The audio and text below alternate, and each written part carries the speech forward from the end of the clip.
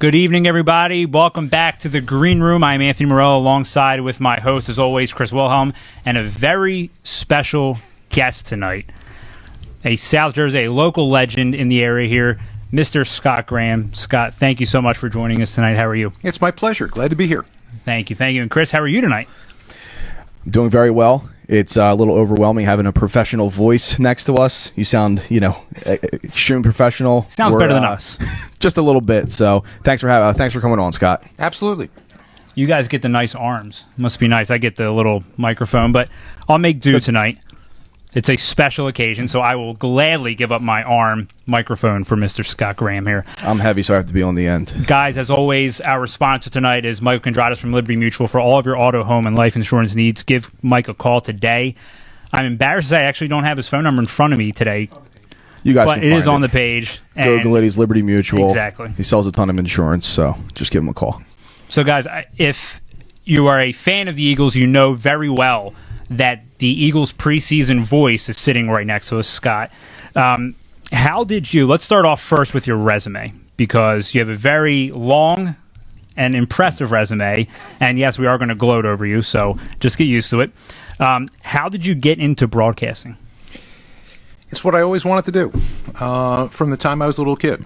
And I went to college. I decided that's what I wanted to do. I left college. I got involved in radio. I worked in radio in Wilmington for a year. I worked in radio in Philly for a while. That kind of led to the Phillies thing. Right. And that kind of led to everything else. So the first gig, really your first big gig, was the Philadelphia Phillies. It was. I was working at the radio station, and I worked at Oldies 98. And okay. Now it's WOGL. Yep. Then it was Oldies 98. Mm-hmm. Great station. And I was doing afternoon news. And down the hall was 12:10 a.m., which had the Phillies games. And while I was there, I started in 88. So not long thereafter, in 1990, one day in August, CBS decided that 12:10 was no more. And they fired everybody. And then they said, wait a minute, we need somebody to do the Phillies post-game show. Mm-hmm. Scott, you know how to do sports, right? It's like, yeah, I do. Yeah. So I started doing a post-game show then in 1991, and it kind of grew from there. That's so cool. Yeah, that's incredible, especially it being 1990. That was the year we were born. So it was also the year I was married. There you go. So Scott, from there, you became, if I'm not mistaken, the voice, basically the radio voice of the Phillies. Is that correct? Yeah. It was. I did pregame and postgame for a fairly long time for the radio station. And then I walked away sort of for a year and worked for Comcast doing play-by-play for them. And I still did weekend stuff for the radio station in the Phillies. And then the Phillies took their own rights back in 1998. And they came to me and said, will you do pregame and postgame for us? And I said, sure. So I went back and I did that.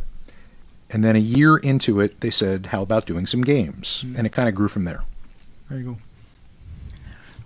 Now, how did you land? Because obviously, we're going to talk about all sorts of sports, even though this is an Eagles show. How did you land the Eagles preseason gig? I was sitting in my production studio working on, I believe, an Inside Villanova Basketball with Jay Wright show. Okay.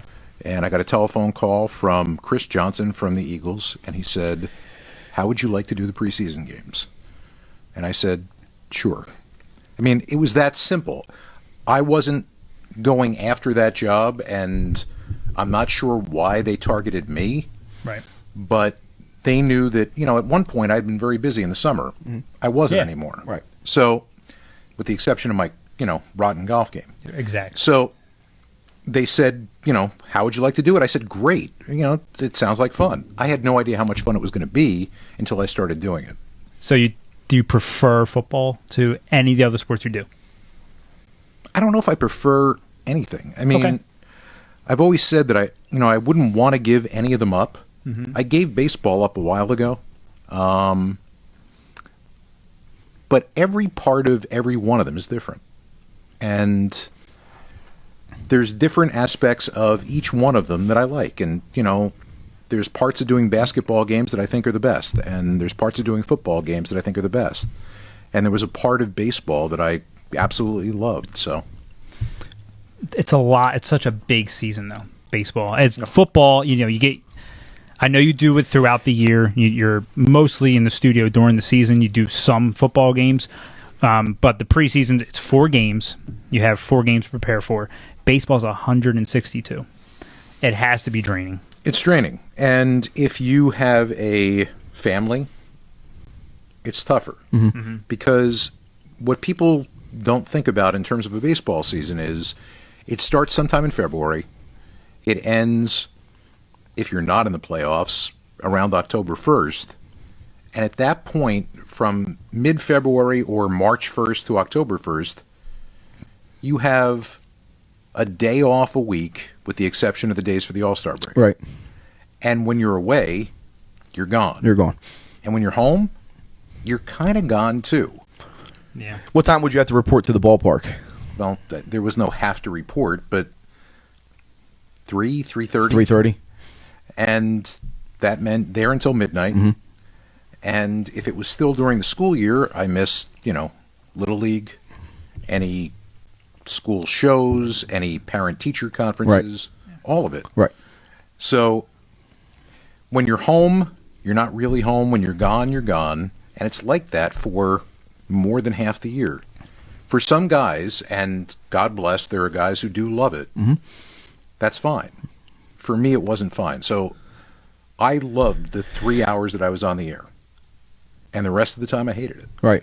So let's going back to football and work in the preseason. You see a lot of these guys like Aikman and Buck, and they talk about the preparation that goes into calling a game on Sunday. For the preseason, how much preparation are you putting forward before you're, getting into the booth? Well, the preseason is different entirely from the regular season, only because you're talking about preparing for 100 players as opposed to 53. Right. So one of the things that I had going for me, which I don't anymore, I had Mike Mayock. So a guy who did all of the grunt work on every guy who was going to be drafted and guys who weren't drafted. That worked out really well because he knew everybody. And what the Eagles want us to do in the booth is talk about big picture, mostly Eagle stuff. So it's not that big a deal if I don't know the 4th string cornerback from the Pittsburgh Steelers. Right. But Mike did. Right. So if it came up and he made a play, my partner was right there and jumping in with it, and we could have a conversation about it. With a bio, where he went to school, what he ran his 40-yard dash. He was amazing. Yeah. And one of the best partners I've ever had in any sport. So before Mayock, you called the games with Brian Baldinger. So both those guys are just fantastic football minds. And I'm going to put you on the spot. Who is a bigger or a better sports mind, football mind, Baldinger or Mike Mayock? I don't know that I can do that. I mean, I think they came from 2 different spots. I think Mike was more, the looking at physical talent and making a draft profile. And Baldy, I've never seen anybody, the 2 of them, I've never seen anybody look at more film. Yeah. So, and Baldy was terrific at that and so passionate about what he did. I mean, again, I've had 2 partners in that booth for the time that I've done it. I think I started in 2011. I've been so lucky. Not sure who I'm getting next. Right. I got my fingers crossed. Well, that was my next question. So you don't know who's coming up No, next? not yet. But it will be you. I have a contract, so yes, it will be me. Perfect. That's all I wanted to know. I'm available. Just so you know. He watches a lot of tape. It's going to be 4 weekends. Are you sure you can make it on the weekends? Yeah, I can. I'll swing it. Because I know you're busy. I'll swing it. Are we getting weekends this year, or are they going to just keep putting us on Thursday nights? I would imagine when you don't win the Super Bowl, that it's a pretty good chance that you're going to be. Well, I mean, yeah, Wednesday, Thursday. No, not Wednesday. Thursday night, Friday night, Saturday night. That's the window, right, for the NFL.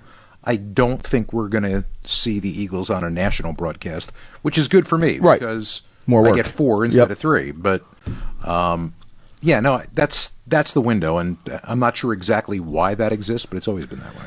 I really hope this year they get Game 2 and Game 3 at home, because the previous 2 years they've had, I think, Week 1 and Week 4 at home and 2 and 3 on the road, where you get the majority of the starters for 3/4 of the game. And this bothers you why? I like going to the games and watching the starters play. But if you watch my broadcast in Week 3, then you're going to see all of the starters. That's true. So you're telling us to stay home? So what are you saying? You're telling us to stay home. I'm just saying. All right, we'll stay home. Guys, stay home. Do not go to the games. If ticket prices go down this year, don't blame us. You can talk to Scott. Ticket prices always go up, number one. Number two, we have DVR now. So we can definitely go back and But you're not going to critique. do that. If you're at the game, you're not going to do that. I have Game Pass. I've done it in the past where I've gone back and looked at. You're hardcore. I had no life before I got married. I would work at the I Now worked you at the have golf no life. course. You still have no life. And well, Well, you have a real life married and now. have a kid on the way. That's So true. I guess it's a little bit of a life. I have a lot going on. But Scott, let me ask you this. I know before tonight we were speaking a little bit about Mike Mayock, before the show, I should say. You've talked to him just a little bit here and there. Yep. I know he's a busy guy, as you said.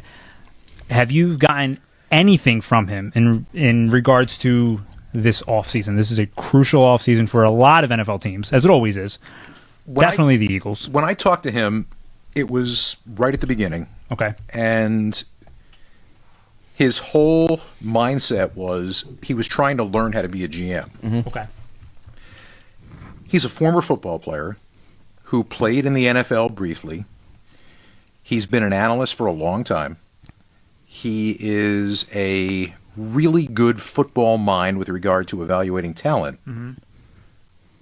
But there's so much more to being a GM than that. I can only imagine. He got dropped into what he got dropped into, and not dropped into, he accepted the job, but he got dropped into this, and it was, okay, so, with regard to this, this, and this, now what do I do?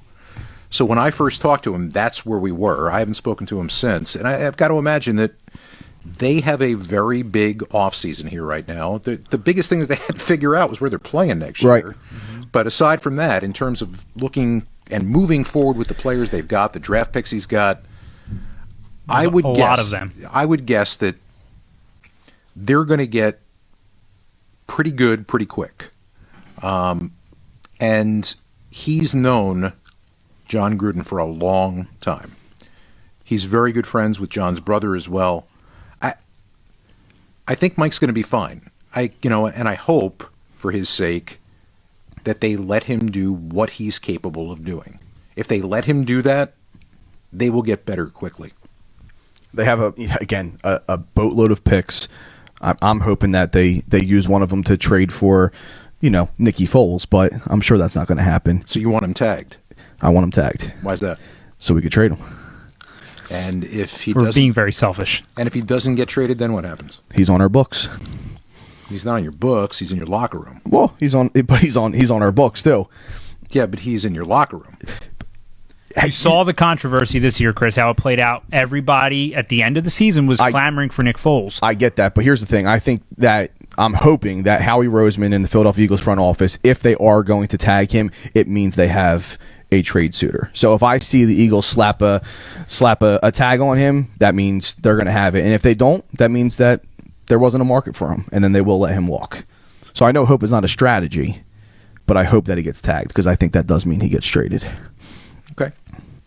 Scott, you don't seem so sure that is going to be a realistic option for the Eagles. I have no idea what the Eagles are doing. I haven't been to the Eagles facility since sometime in November. Mm-hmm. There is a risk, a big one, in tagging Nick Foles. Might pay off, might not. It's a $25 million one. Right. And that counts against the cap. And, let's go back to what sports talk hosts would say. It's not my money. So, actually, I guess a little bit might be my money. Yes. But at the same time, I think what you're worried about here, if you're worried, is that, which is, do you want me to give you a list of deals that I've seen go south in the 30 years I've been doing this? Yeah, they've got a suitor. They've got it's done, and then it's not done, and then you've got 25 on the books, and Nick Foles is the nicest, most generous, best teammate in the world. Mm-hmm. There couldn't be a better guy. I don't know that it's a good thing for this team next year to have him in that locker room. Again, a great teammate. So what am I saying? I'm saying that I don't know that dynamic is the right thing for this team in this town next year. Well, in this town is probably the thing that pops out the most. The beauty part is... Okay. I mean, it's not as if teams are making their decisions based upon what fans are saying. Correct. And thank God they don't. And it's not even close. Mm-hmm. But fans in Philadelphia, in the 30 years I've been here, believe that... They do. Yeah. They have a say. I'm not saying they don't have a say. Well, I'm saying that teams don't make decisions based upon that. Well, and nor should they. Absolutely. I mean, that's why Howie gets paid the big bucks. Again, I was a big fan for them bringing him back after they won the Super Bowl. We really don't know if there was a market for him in the year before, but if we don't have Nick Foles last year, the Eagles don't get to the point where they were when Carson Wentz went down.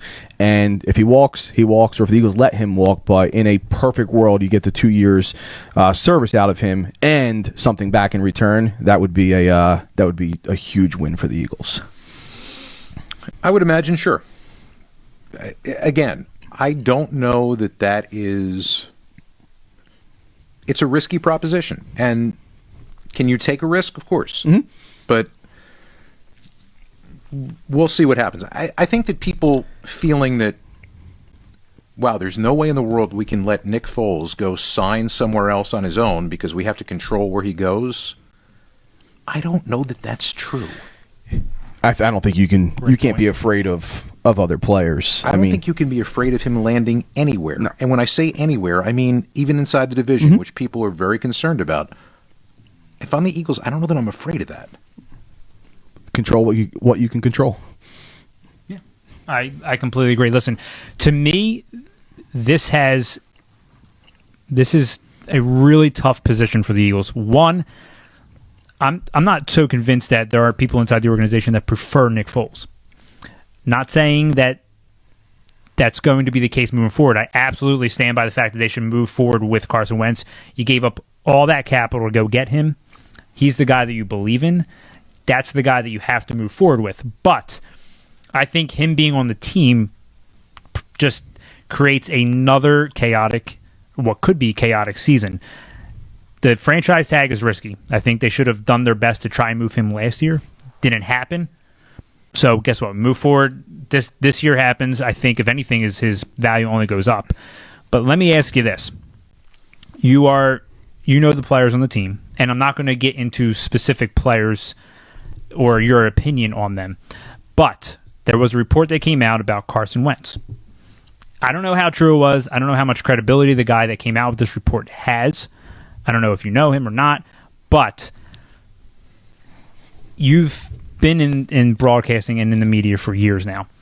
Do those things come out intentionally? Do they have substance behind them? Or is this something that somebody could have made up? Have you ever seen... I guess the question I'm trying to ask is, have you ever seen that? I think the answer to every one of your questions is yes. Right. I mean, it could be made up. Mm-hmm. It may or may not have credibility. I don't know the writer. I mean, I've met the writer a couple of times. Mm-hmm. I don't know the writer. At the end of the day, what was said came from unnamed sources. Mm-hmm. Once you get into that world, you have to make a decision.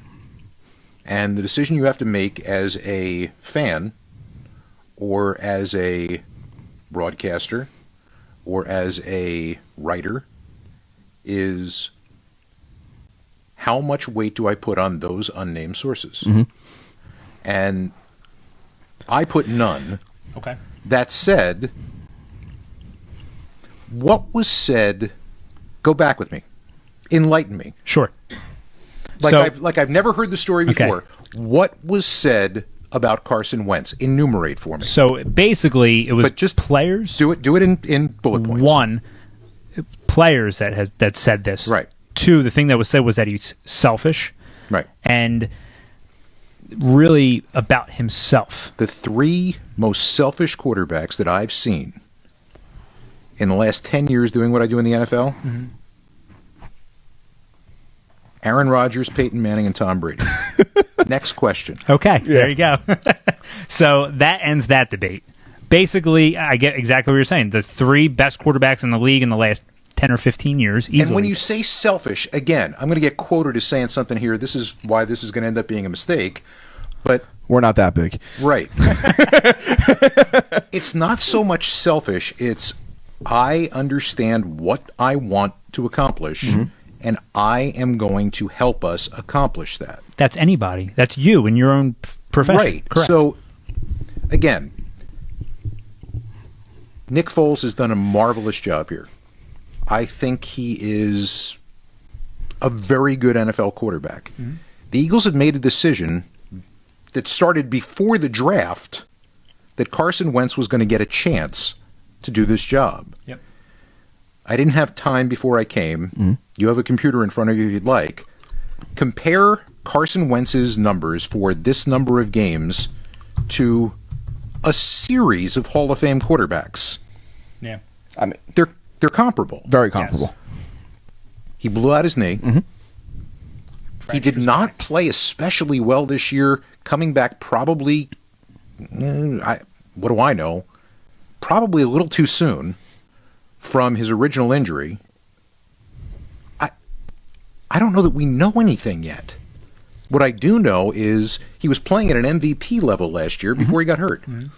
So I understand the idea of backing down off of that, and Nick won the Super Bowl, and Nick brought them to the playoffs this year.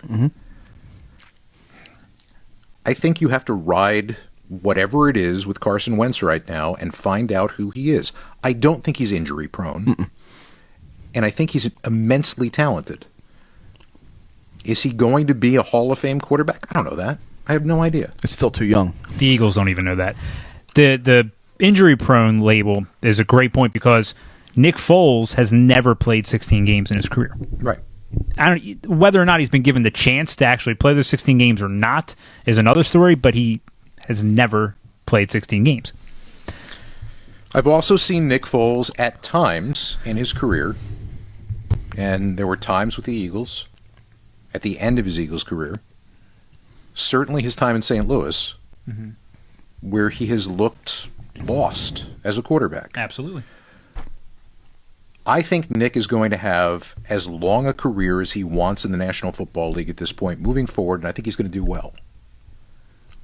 I think with Carson, you have a chance to aim higher than that. Chance. Is there any way to know? Completely agree. There's no way to know. That said, I think at this point in this organization, I think there's only one way to look, and it's Carson Wentz. 100%. And I mean, the thing that everyone forgets is he didn't have an off season this year, and I think that's extremely important for a young quarterback, especially with new receivers to his core. With no off season, no timing, no nothing, it's really hard for him to come into the season being fresh like he was the year before. No knee, new offensive coordinator. Yeah. I mean, there was a lot of things that were going against him. So I'm happy that they shelved him at the end of the year to say, hey, listen, get healthy.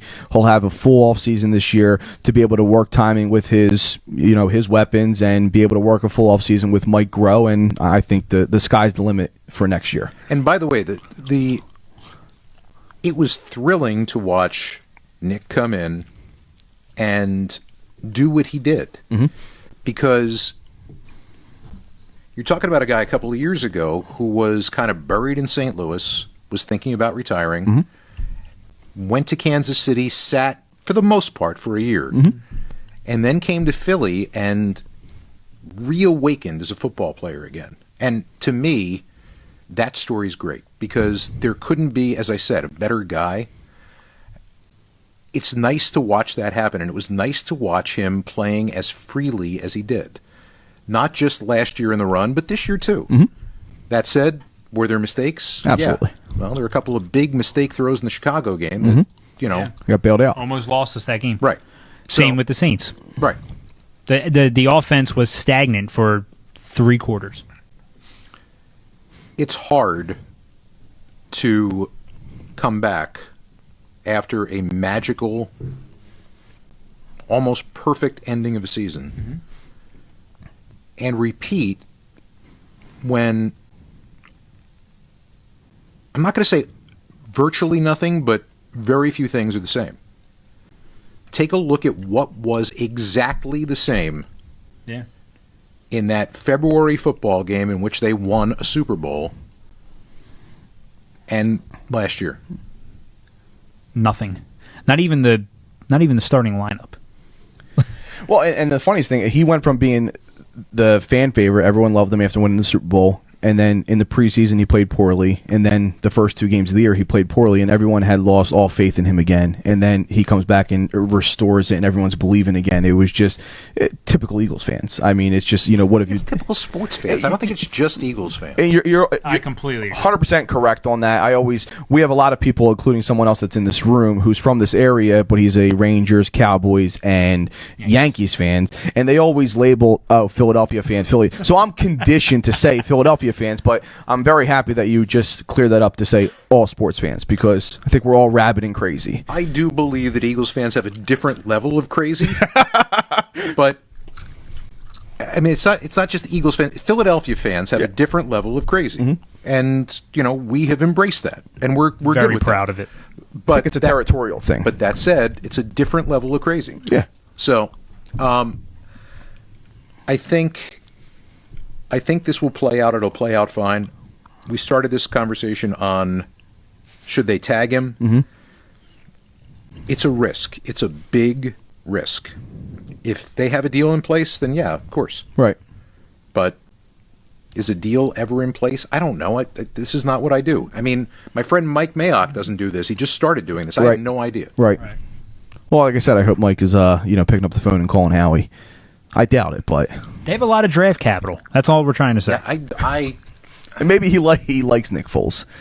I'm sure he does. Do you think that's a good fit for the Raiders right now? Absolutely not. No, of course not. They have Derek Carr. So, I mean, why not? It's the same, basically the same person and younger.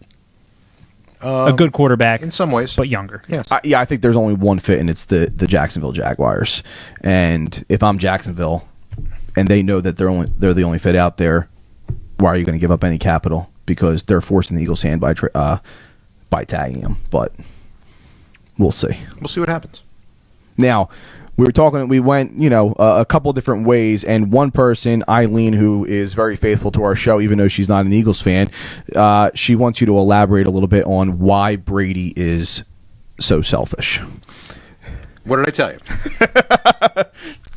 Eileen, what I'm telling you is this. Any NFL quarterback who is successful and plays at a higher level and is the guy who guides his team and has his team on his shoulders, that's what I mean by selfish. Somebody who is going to say, I am running this. This is on me. Good, bad, and different. So if it works, it works. If it doesn't work, it doesn't work. It's on my shoulders. Those 3 guys I just mentioned, they have a very clear idea of how they want things run, and they want to make sure their teammates are on that page with them. That's what I mean by selfish. I don't mean I'm going to pad my own statistics. Again, this is why I'm kind of almost sorry I'm doing this, but that's what I mean. You have a quarterback who is in charge of everything that's going on. It's me. It's my voice. It's my idea. That's what I mean by selfish. And that means, essentially, it's one of the highest compliments that they could receive. There's an arrogance. Mm-hmm. There is I don't know.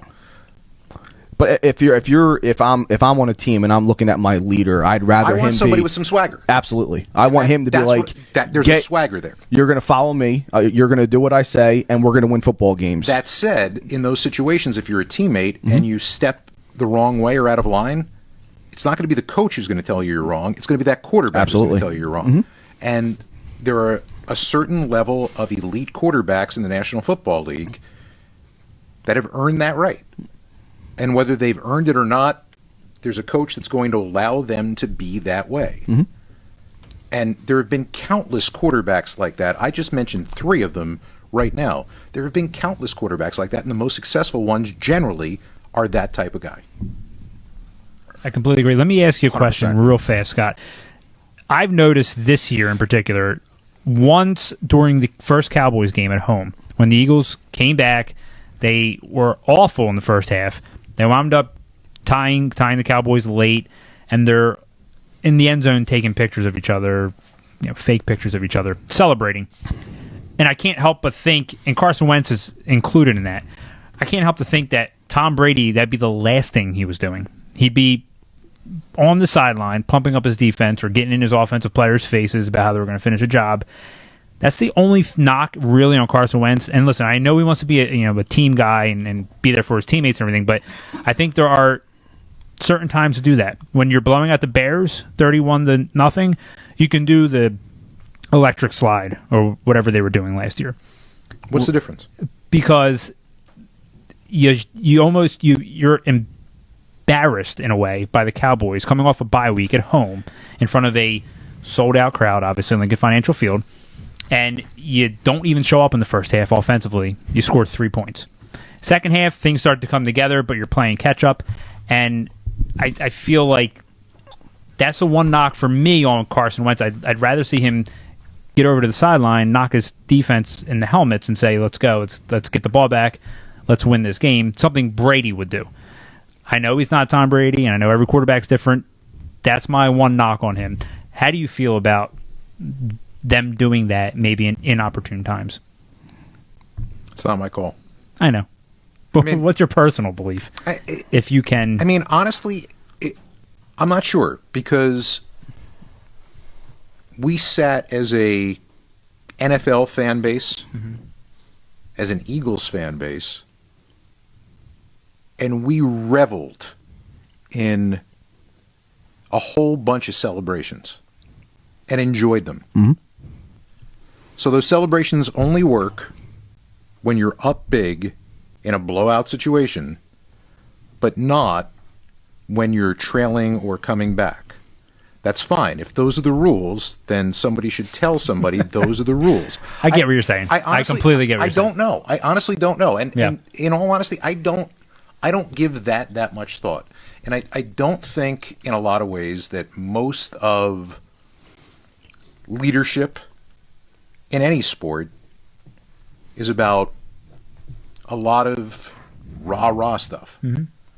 I don't think that leadership is the same thing it was when you and I were playing Little League or when we were playing high school sports. Yeah. This is different. These are professionals. Mm-hmm. Making a lot of money. Again, back to the money. These are professionals. They understand what they have to do. The person who is the leader understands how to make that work. Right. I don't know that I have any kind of an opinion on that issue other than, I get it.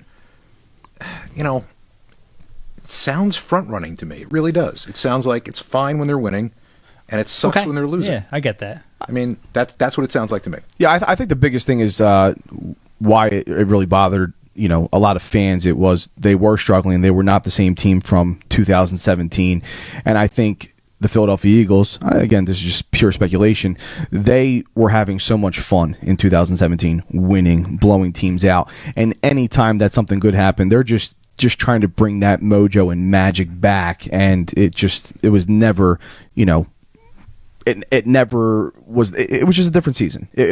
All in all, it was just a totally different season. If I were in charge and I were doing what I was doing and I were one of the guys wearing pads there, I would say, hey, this got us going last year. Mm-hmm. Why not try it again right now? Whether we have a winning record, whether we're behind, I don't know. Again, not something that I spend a lot of my time thinking about. I understand. To me, it's frustrating. It's like, okay, listen, there's a time to do that when you're up 31-0 against the Bears, and there's a time not to do it. For example, when you're trailing the Cowboys at home and you look bad in really bad up until that point in time. I get it. I guess Zeke's just jumping over different. people. Yeah, exactly. Couple questions coming in. One, this is from Brandon Gazzari. He wants to know whether you think it'd be a good fit for the Eagles to sign Le'Veon Bell. Wow. I don't know. And the reason I don't know, I mean, he's a marvelous talent. Mm-hmm. And when you look at what he brings, not only running the football, but catching the ball out of the backfield. Yeah. I mean, he's rested for a year, which means that not as much, in terms of mileage on the car. It sounds like that is literally the perfect fit for what they would want offensively. Question. And again, this will come back to bite me as soon as we get to August. Are you worried at all when a guy basically runs out on his teammates like that? Does that bother you as a fan? No, it doesn't. Ask the guys who were in that locker room for the Steelers who thought he was coming back. Yeah. Because he told them he was coming back. Mm-hmm. Again, I don't care about he had a point that he was trying to make and money that he's trying to make. I understand all that. To what is my teammate thinking next to me? Is that over? Probably. If he signs with the Eagles, will he be an exemplary teammate? Probably. Mm-hmm. That's the one thing I think that if I were somebody who had stuff in the locker room at Lincoln Financial Field right now and at the NovaCare complex in the offseason, I would be a little bit concerned about. Okay. But if you want to talk about a perfect fit for what I think would help them offensively, I can't imagine there would be a better fit than Le'Veon Bell. Fair enough. I mean, that's basically, I think you hit it right on the head there. I don't think I could even say anything that you didn't already say. That would be my opinion. But to me, it's the money. And if it goes back to Chris's point, for tagging Nick Foles and you're seemingly on the hook for $25 million, there's no room. They have other holes to fill. And they do a really good job of rotating those backs. Deuce Staley does a great job. Doug, Mike Groh. Are they the kind of offense that would lean on a guy like Le'Veon Bell? I think That's they might. thing. I think they might become more the type of offense that would. Okay. And I think that depending upon where you are with regard to wide receivers, and I don't know where that's going. Mm-hmm. I mean, the only one on the contract is Alshon Jeffrey if they don't pick up Aguilar's option, which is like $10 million. They've got a tight end that behaves a lot like a wide receiver. Mm-hmm. I would think that a guy who's multiple threat out of the backfield, Doug Peterson would have a very good time play calling for that. Yeah. Again, I don't know. If you're talking about a tremendous amount of money, they have room. They have a lot of room if they don't tag Nick Foles. And they still have some cap casualties on the roster. Very likely, yes.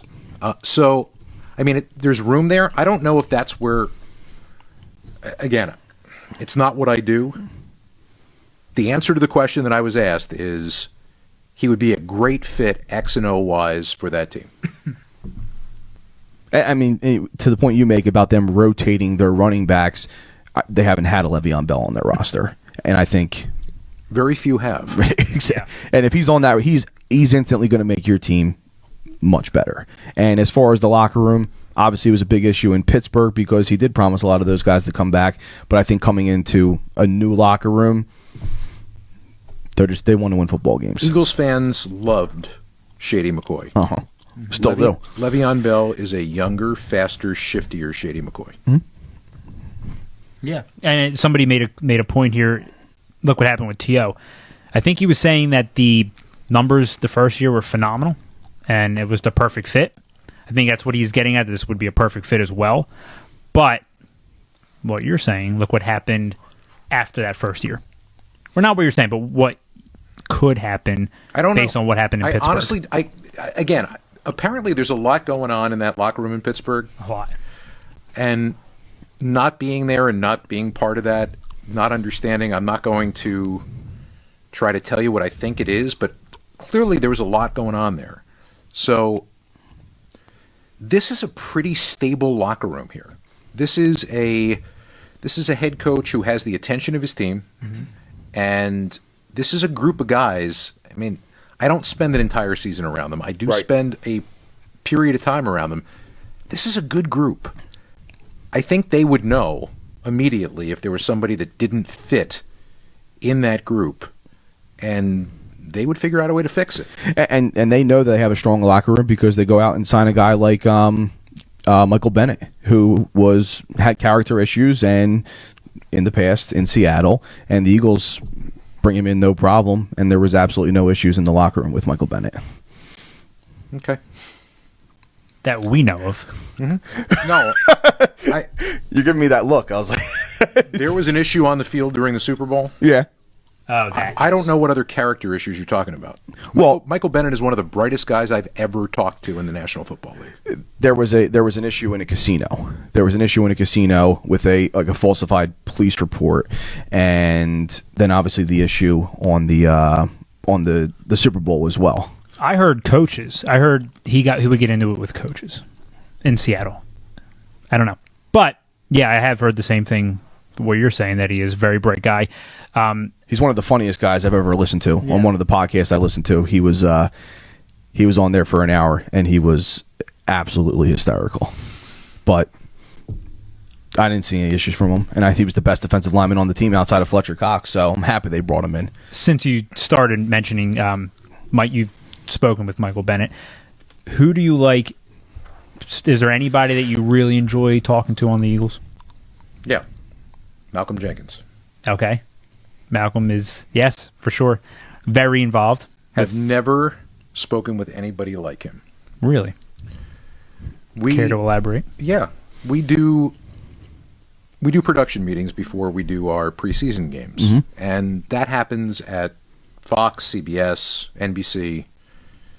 Every football broadcast does a production meeting. And it normally happens for a regular season game where the home team will talk to the crew on Friday. The visiting team comes in on Saturday. They'll talk on Saturday. With us, because we're doing the Eagles games, we have a Thursday game. So on Tuesday or Wednesday, we don't talk to the visitors. We talk to the Eagles. We'll talk to the head coach. We'll talk to offensive or defensive coordinator and a few key players. Normally quarterback. A couple years ago, before it was pretty apparent that Malcolm was who he was in terms of social justice issues, he came in, and we were sitting, and I was with Mike and Artie Kempner, our director, and T-Man, our producer.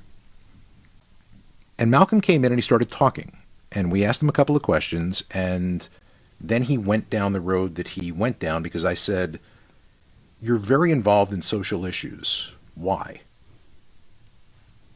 I mean, honestly, it was almost 20 minutes later. I don't know that I've ever been that impressed talking to somebody. I came home that night and I said to my family, this guy, if he wants to at some point or other in his career, is going to be a senator if he wants to be. I mean, he's that bright. He's that locked into what it is that he understands that he wants to accomplish. Whether you agree or disagree with it, he knows what he's trying to accomplish.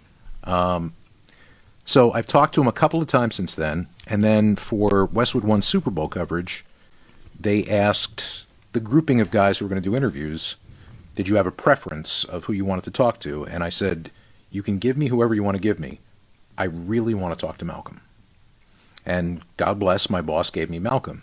Cool. And it just so happened that Malcolm had, before the Super Bowl, decided, and, you know, there's always a question about what issues you're going to look at in an interview and what you're not going to look at.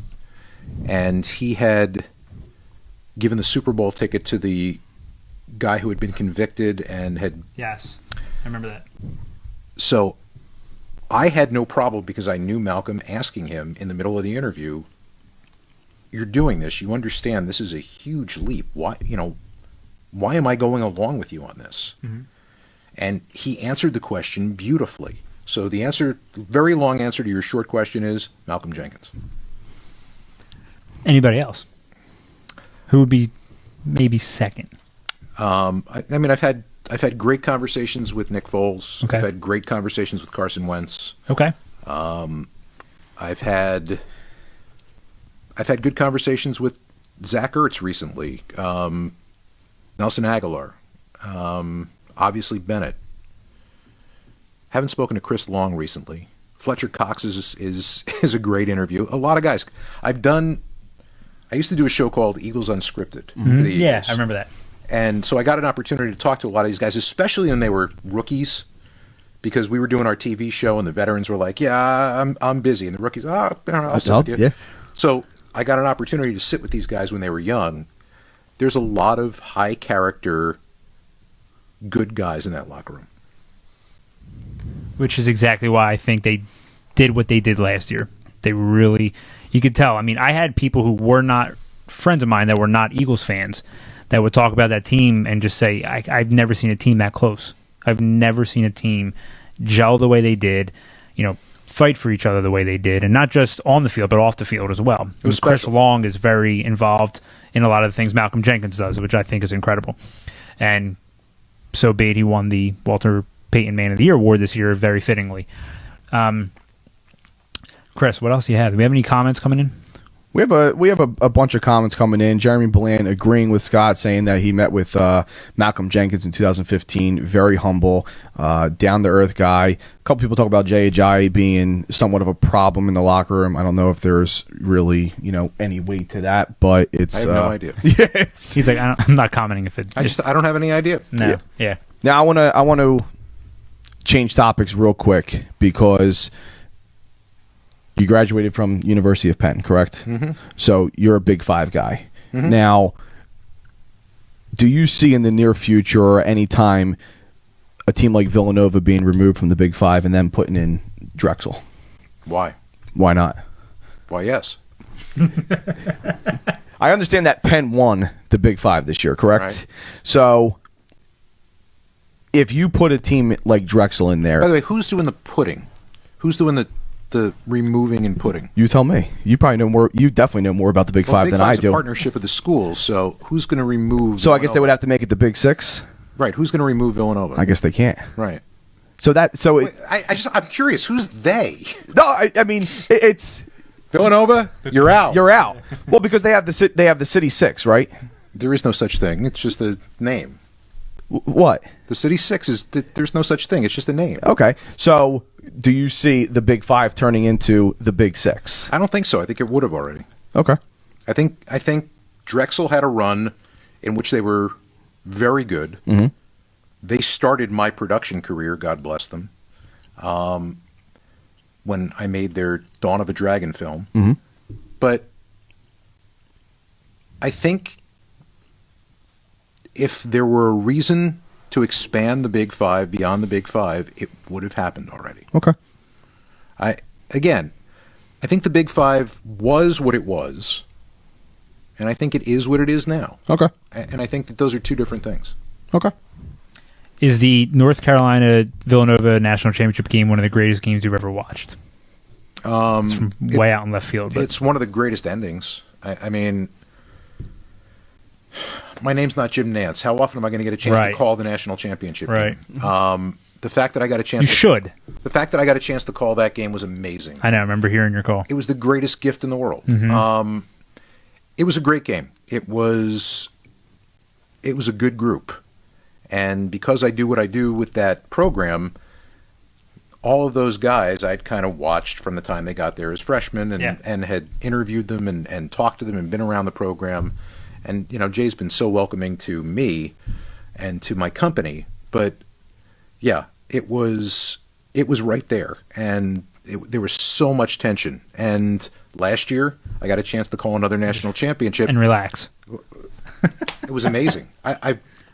I could not believe the ability of one team to dominate the way they did. Mm-hmm. And honestly, I knew they were good. I didn't see that coming. I saw them as good and a contender. I had no idea they were going to get to the Final Four and just blow two teams away. Chris can back me up on this. I said before last season this is going to be the best Villanova team that we'll ever see. Well, not ever, but that we've seen to date. I'm going to tell you something. you might be right on the, you're not going to know. You might be right on the ever, though, because that team was so well put together. And the thing that they love saying, and they still love saying it, I talked to Jalen Brunson in January. They still love saying this. If we had 2 more weeks, we would have been better than we were, because we were getting better every day at that point. Right. Which is amazing. It's scary to think. Yeah. Wow. They were just you're running through the tournament. It didn't matter who you put in from Kansas, any of those teams. Just It didn't forget matter. it. Texas, Texas Tech had a great team that year. It didn't matter. Well, Anybody. I honestly thought West Virginia was their biggest hurdle, because So did they were I. a team that was going to kind of hit you in the mouth. Yep, that defense they run is just really tough. And again, it was amazing. It was amazing. Yes, it was. So was the North Carolina Villanova basket, that was the most memorable game you've ever called? Because it was a national championship, yes. If you ask me my favorite day behind a microphone in sports, April 27th, 2003.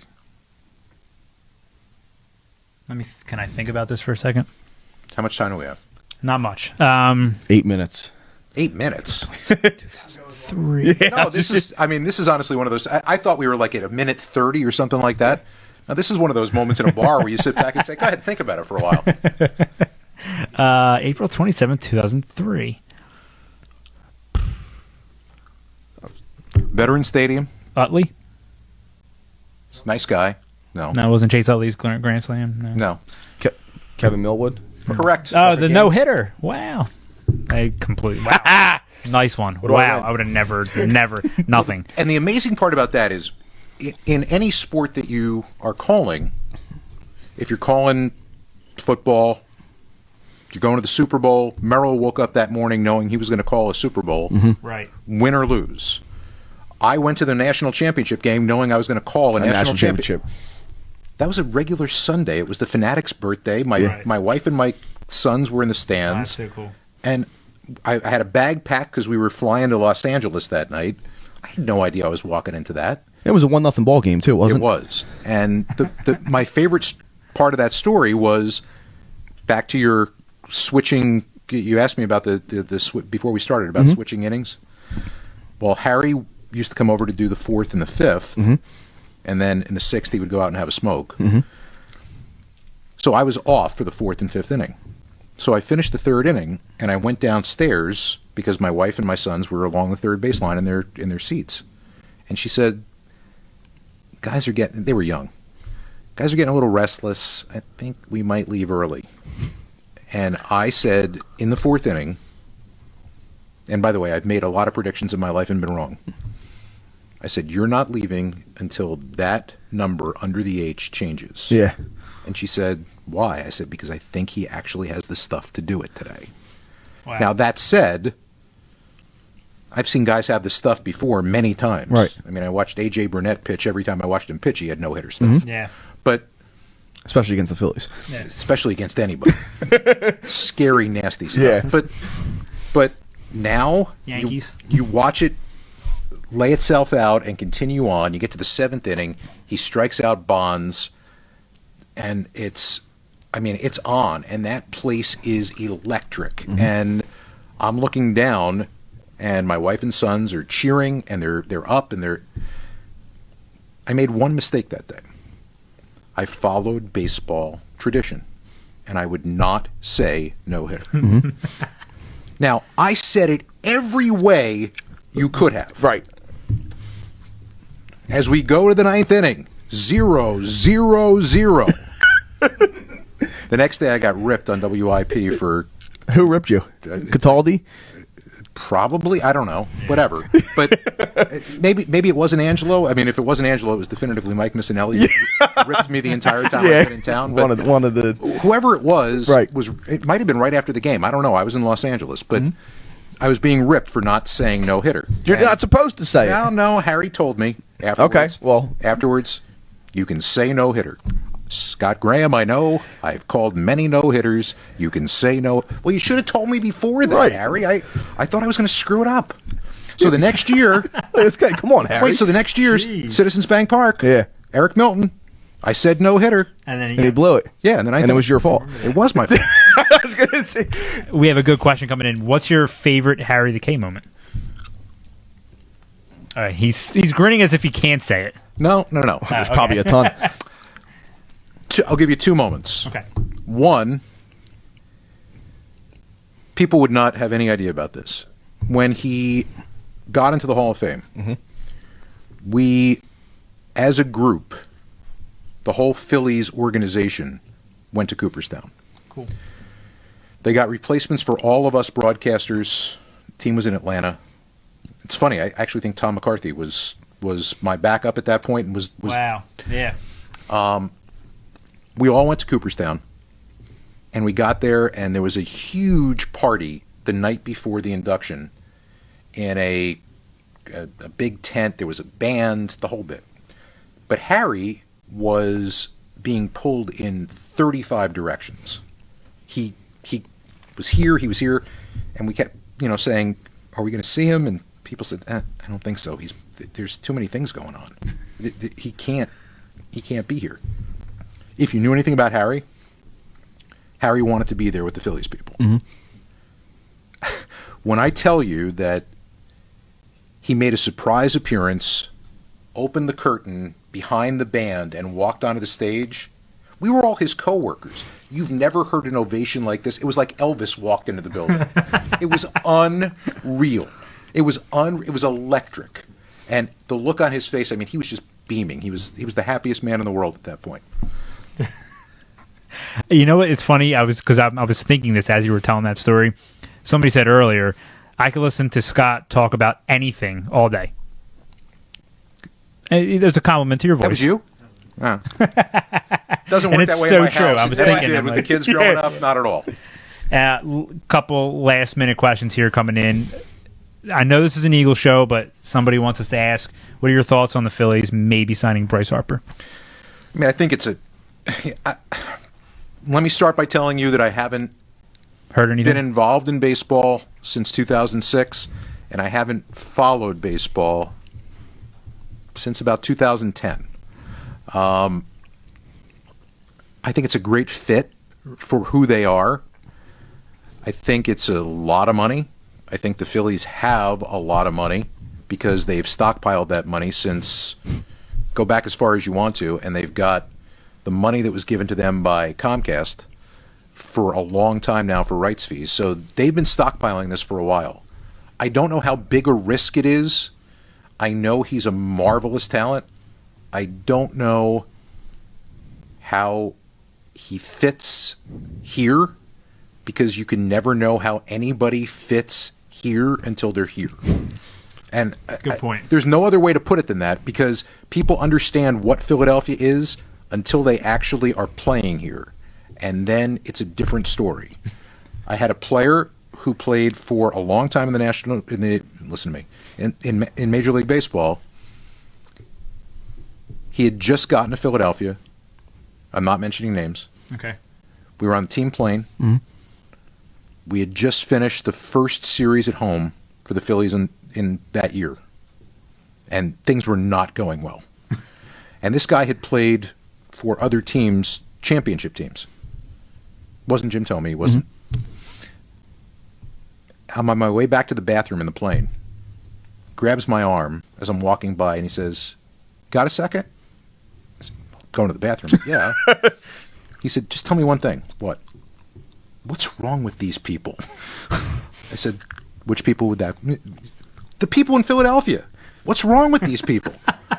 like us. He said, they can't allow us to breathe for a couple of games to figure out a way to get our... You know how many teams I played for? I said, no, I don't think they can. Yeah. I really don't. Well, you saw it this year with Kapler. It was 2 games, and people were... They were calling for his head. This is my point on Harper. I don't know the man. I don't know what he's got here and here. I'm not questioning what he has there. I'm just saying here and here look different when you're standing in Philadelphia. And if that's a fit, then absolutely the right fit. Sign him right now. Mm-hmm. Okay. Do you think Philadelphia, I guess the fan base and I can't even think of the word, how people look at the Philadelphia fan base, do you think that has held back a lot of our sports teams from landing top tier talents. I'm not sure about that. I mean, I think, And maybe not getting the most out of these guys because mentally, if they are reading the press and listening to the radio and do you hearing, really think they do? I don't know. I don't know that they do either. Okay. I mean, I think that it's nice for us to think that, but I don't know. Well, and the only reason I ask it is because there was a guy on the plane that stopped you and said, can these people in Philadelphia give us a break? So they must have at some point listened to. No, he was there Heard for the a crowd. weekend series for the first time and said, "What's wrong with these people?" Okay. I've never experienced something like this before. So not even on the fan base, but just for example, you have a 3 and out. So and it's hilarious. The Eagles just won a Super Bowl, and we're at the game at home against Atlanta, and the offense is not getting anything going. Again, they just win the Super Bowl, and you're booing the offense into the locker room. So these players are like, "Are you kidding me? Really? Like Yeah. we just win you a Super Bowl, and you're booing us already." So do you think that takes a toll on a lot of the players in Philadelphia? I think it probably, in a game situation for a baseball player, for a football player, for a basketball or hockey player, the thought lasted in their mind as long as that conversation. Okay. I mean, I think they're professionals. And again, not back to how much money they're making. They're professionals. Okay. That's their job. When you're doing your job, is that kind of thing going to stick with you for a long period of time, or are you just going to do your job? I mean, I know if I do let it stick with me, it's going to impact my performance in my job. So I guess it just depends on The person. the person and what the day is. I think we as fans sometimes overestimate our impact. I think that when the place is roaring, there's no doubt that it provides an energy. But I think we as fans sometimes overestimate what our impact is. And maybe the guy who grabbed me by the arm, maybe he had rabbit ears and shouldn't have been listening. I don't know. But there are times when it becomes bigger than life. The loudest I ever heard Veterans Stadium was leading up to the first inning of the 93 championship series, when the Phillies got introduced and then Curt Schilling struck out the first 5 batters he faced.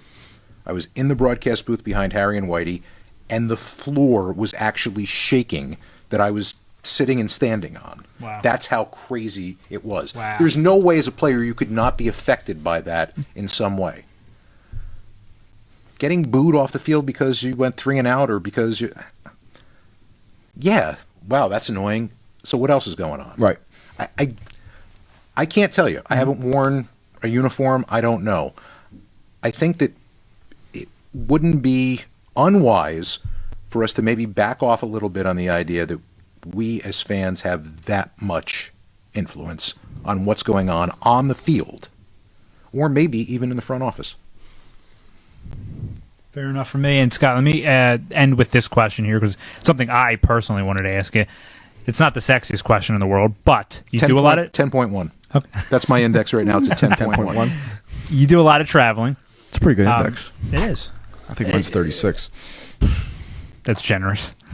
You do a lot of traveling. What are some of your favorite cities, states, ballparks, arenas, whatever, to visit? In terms of ballparks, there's one, and then there's a whole bunch of others, and there's a clump right underneath that. There's one. Okay. It's the ballpark that had the worst broadcast booth, the worst access,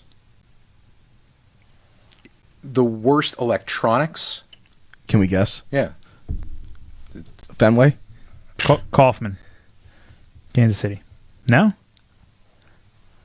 Chris? I already guessed. I said Fenway. Rangers. Texas Rangers. No? Wrigley. Wrigley. Oh, yeah. Okay, so it was old. Something old. That's why I guess Fenway. Wrigley is the best experience there is. The best baseball experience there is. It's on my bucket list. I would say in baseball, whatever they call the Giants ballpark now. Not AT&T It anymore. was AT&T. Yeah, I Yeah, forget, no, to it be is now. honest. Whatever they call that. The house that Barry Bonds built. Great ballpark. Camden Yards is still Awesome. It was the first of the new ones, and it's still spectacular. And if you put all of those together, despite the fact that I don't work there anymore, I think Citizens Bank Park is fantastic. I think it's a great ballpark. Absolutely. Football-wise, it's not as big a deal with football. I mean, it doesn't have that same ooh. No, you're completely right. But that's the way I feel about Wrigley. I also feel about the Palestra. Mm-hmm. Big Five. Yeah, Big Five. Not 6. Who's going to take them out? You learn something new every day. What about city, Scott? Where do you like to visit the most? When Chicago's a great town because there's so much going on. It's awful to be there in April when it's cold. Yeah. But in the summer, the Midwest. Yeah, I mean, it's I love pleasant. the Midwest. I really liked Chicago as a town because there were places to go, and it was just a terrific place. I mean, I love Arizona, except I don't want to get anywhere near Arizona from June to August because people say that you can't break a sweat in Arizona. It's a dry heat. Yeah, okay. Yeah, whatever. I went to Vegas in August. It's brutal. And Hot is hot. If it's 120, it's 120. and people talk about San Diego being perfect. It is. Yeah. It's perfect. It's phenomenal. Have you played Torrey Pines? No. Next time you're out there. We were supposed to. I've never played it either. We were supposed to one morning, and it rained overnight, and we made the bad choice of saying, you know what, we're not even going to get up in the morning because it's so wet. We woke up in the morning, it was sunny. We didn't go. Of course. Yeah, no. You know what I played in the when did I go there? Memorial Day weekend? Kiowa. Really? You played Kapalua. No, not Kiowa. Kapalua. Okay. Sorry. Out in Hawaii. I know what you played. Oh my gosh. I just had a massive brain fart. My friend just played Kiowa. I played Kapalua. Really nice. I would Big imagine. plantation course. Yeah. Very, very cool. Never been. Valley High. It wasn't anything special. Have you ever been to Frog Rock? No. It's a great You don't course in wanna Hamilton. Guys, this was a blast. Absolute pleasure having Scott Graham on. Thank you so much for joining us tonight. As always, this is the Green Room. We'll be back probably around right after the Combine so we can talk about all the products. What? Yeah, league year starts in a couple weeks. Yeah, we'll talk about the Combine, and I meant to say prospects, not products. The Combine and free agency. We'll talk. We'll dig into everything Eagles related. Any prospects that we think might fit the Eagles. Scott probably won't be joining us, unfortunately, but Next time, probably not. no, next time he's a busy man. I didn't say never again, did I? I just said yeah, you can come not back. next time. I know. James Minnock said that it was great for us to be able to get the narrator for the Puppy Bowl on our show.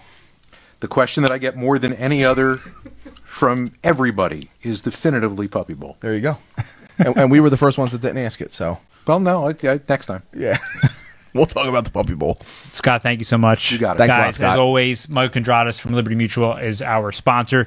For all of your auto, home, and life insurance needs, give Michael a call today. Chris, until next time, Scott, in the future, we hope. Absolutely. I appreciate it. Every Thanks, Wednesday. guys.